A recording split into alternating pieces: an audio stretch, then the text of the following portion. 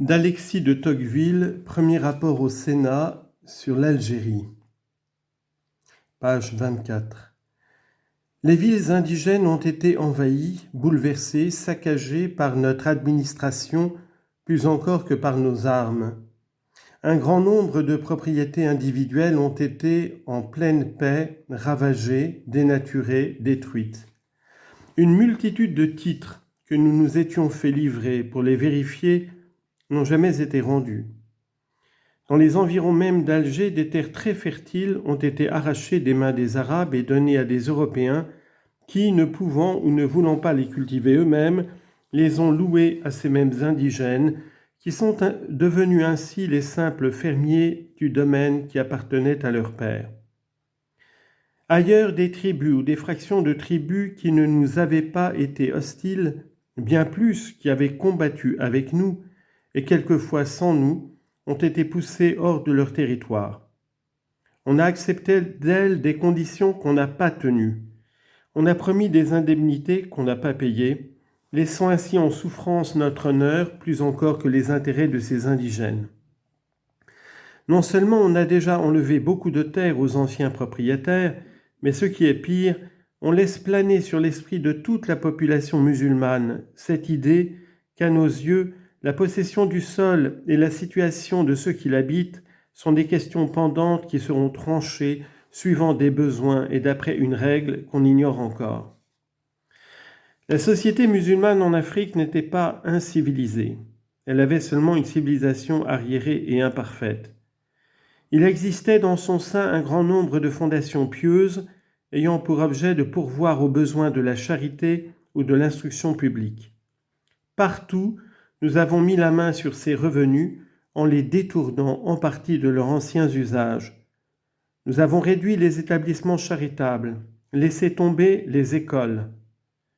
Monsieur le général Bedeau, dans un excellent mémoire que monsieur le ministre de la Guerre a bien voulu communiquer à la Commission, fait connaître qu'à l'époque de la conquête en 1837, il existait dans la ville de Constantine des écoles d'instruction secondaire et supérieure où 600 à 700 élèves étudiaient les différents commentaires du Coran, apprenaient toutes les traditions relatives aux prophètes et de plus suivaient des cours dans lesquels on enseignait où l'on avait pour but d'enseigner l'arithmétique, l'astronomie, la rhétorique et la philosophie. Il existait en outre à Constantine, vers la même époque, 90 écoles primaires fréquentées par 1300 ou 1400 enfants. Aujourd'hui, le nombre des jeunes gens qui suivent les hautes études est réduit à 60, le nombre des écoles primaires à 30 et les enfants qui les fréquentent à 350. Nous avons dispersé les séminaires. Autour de nous, les lumières se sont éteintes, le recrutement des hommes de religion et des hommes de loi a cessé, c'est-à-dire que nous avons rendu la société musulmane beaucoup plus misérable, plus désordonnée, plus ignorante et plus barbare qu'elle n'était avant de nous connaître. Il est bon sans doute d'employer comme agents de gouvernement des indigènes, mais à la condition de les conduire suivant le sentiment des hommes civilisés et avec des maximes françaises.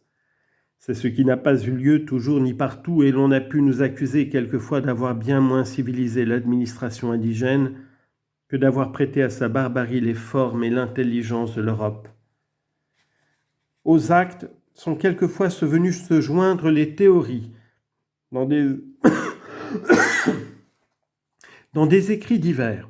On a professé cette doctrine que la population indigène, parvenue au degré dernier de la dépravation et du vice, est à jamais incapable de tout amendement et de tout progrès, et que loin de l'éclairer, il faut plutôt achever de la priver des lumières qu'elle possède, que loin de l'asseoir sur le sol, il faut la repousser peu à peu dans son territoire pour nous y établir à sa place.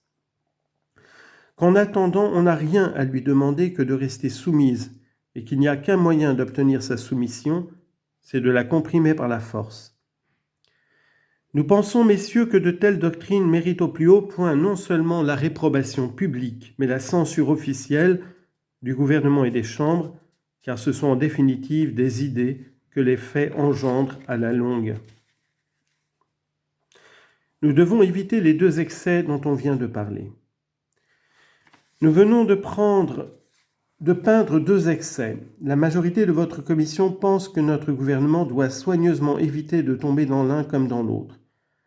Il n'y a ni utilité ni devoir à laisser à nos sujets musulmans des idées exagérées de leur propre importance, ni de leur persuader que nous sommes obligés de les traiter en toutes circonstances, précisément comme s'ils étaient nos concitoyens et nos égaux. Ils savent que nous avons en Afrique une position dominatrice. Ils s'attendent à nous l'avoir gardée. La quitter aujourd'hui, ce serait jeter l'étonnement et la confusion dans leur esprit et le remplir de notions erronées ou dangereuses. Les peuples à demi civilisés comprennent malaisément la longanimité et l'indulgence. Ils n'entendent bien que la justice. La justice exacte, mais rigoureuse, doit être notre seule règle de conduite vis-à-vis des indigènes quand ils se rendent coupables envers nous. Ce que nous leur devons en tout temps, c'est un bon gouvernement. Nous entendons par ces mots un pouvoir qui les dirige non seulement dans le sens de notre intérêt, mais dans le sens du leur, qui se montre réellement attentif à leurs besoins, qui cherche avec sincérité les moyens d'y pourvoir, qui se préoccupe de leur bien-être, qui songe à leurs droits, qui travaille avec ardeur au développement continu de leurs sociétés imparfaites, qui ne croit pas avoir rempli sa tâche quand il en a obtenu la soumission et l'impôt, qui les gouverne, enfin, et ne se borne pas à les exploiter. Sans doute il serait aussi dangereux qu'inutile de vouloir leur suggérer nos mœurs, nos idées, nos usages. Ce n'est pas dans la voie de notre civilisation européenne qu'il faut quant à présent les pousser, mais dans le sens de celle qui leur est propre. Il faut leur demander ce qui lui agrée et non ce qui lui répugne. La propriété individuelle, l'industrie, l'habitation sédentaire n'ont rien de contraire à la religion de Mahomet. Des Arabes ont connu ou connaissent ces choses ailleurs et sont appréciées et goûtées par quelques-uns d'entre eux en Algérie même. Pourquoi désespérerions-nous de les rendre familières au plus grand nombre ? On l'a déjà tenté sur quelques points avec succès. Déjà un grand nombre d'hommes importants désirant nous complaire ou profitant de la sécurité que nous avons donnée au pays ont bâti des maisons et les habitent.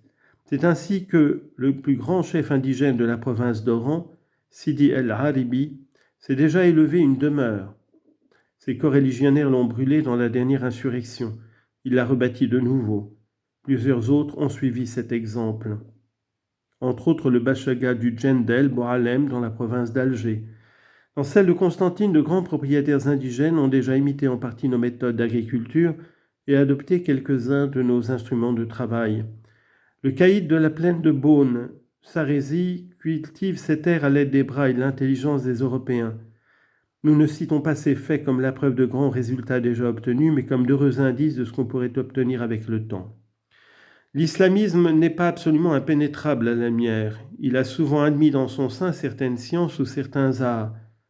Pourquoi ne chercherions-nous pas à faire fleurir cela sous notre empire ? Ne forçons pas les indigènes à venir dans nos écoles, mais aidons-les à relever les leurs, à multiplier ceux qui enseignent, à former les hommes de loi et les hommes de religion, dont la civilisation musulmane ne peut pas plus se passer que la nôtre. Instruction publique chez les indigènes. Les passions religieuses que le Coran inspire nous sont, dit-on, hostiles, et il est bon de les laisser s'éteindre dans la superstition et dans l'ignorance, faute de légistes et de prêtres. Ce serait commettre une grande imprudence que de le tenter. Quand les passions religieuses existent chez un peuple, elles trouvent toujours des hommes qui se chargent d'en tirer parti, de les conduire. Laissez disparaître les interprètes naturels et réguliers de la religion, vous ne supprimerez pas les passions religieuses, vous en livrerez seulement la discipline à des furieux, à des imposteurs. On sait aujourd'hui que ce sont des mendiants fanatiques appartenant aux associations secrètes, espèces de clergés irréguliers et ignorants qui ont enflammé l'esprit des populations dans la dernière insurrection et ont amené la guerre. Comment nous devons procéder à l'égard des terres ? Mais la question vitale pour notre gouvernement, c'est celle des terres. Quels sont en effet en cette matière notre droit, notre intérêt et notre devoir ? En conquérant l'Algérie, nous n'avons pas prétendu, comme les barbares qui ont envahi l'Empire romain, nous mettre en possession de la terre des vaincus. Nous n'avons eu pour but que de nous emparer du gouvernement. La capitulation d'Alger en 1830 a été rédigée d'après ce principe. On nous livrait la ville et en retour nous assurions à tous ses habitants le maintien de la religion et de la propriété. C'est sur le même pied que nous avons traité depuis avec toutes les tribus qui se sont soumises. S'ensuit-il que nous ne puissions nous emparer des terres qui sont nécessaires à la colonisation européenne ? Non, sans doute. Mais cela nous oblige étroitement en justice et en bonne politique à indemniser ceux qui les possèdent ou qui en jouissent. L'expérience a déjà montré qu'on pouvait aisément le faire, soit en concession de droits, soit en échange de terres sans qu'il en coûte rien, soit en argent à bas prix. Nous l'expliquerons beaucoup plus au long ailleurs.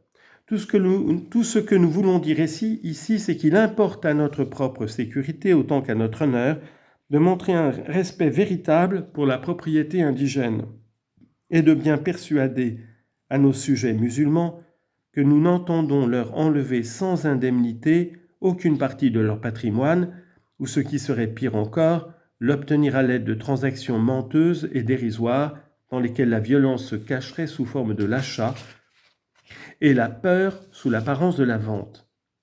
On doit plutôt resserrer les tribus dans leur territoire que les transporter ailleurs. En général, une pareille mesure est impolitique, car elle a pour effet d'isoler les deux races l'une de l'autre et les tenants séparés de les conserver ennemis. Elle est de plus très dure, de quelque manière qu'on l'exécute. Partant de ce point que les populations arabes sont sinon entièrement nomades, au moins mobiles, on en a conclu trop aisément qu'on pouvait à son gré et sans trop de violence les changer de place. C'est une grande erreur.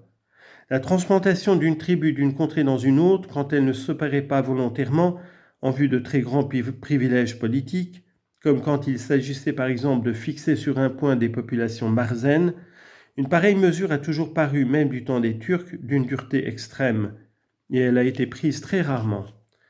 On n'en pourrait citer que très peu d'exemples durant le dernier siècle de la domination ottomane, et ces exemples n'ont été donnés qu'à la suite de longues guerres et d'insurrections répétées, comme cela a eu lieu pour la grande tribu des Rigras, dont on a transporté des environs de Miliana, dans ceux d'Oran.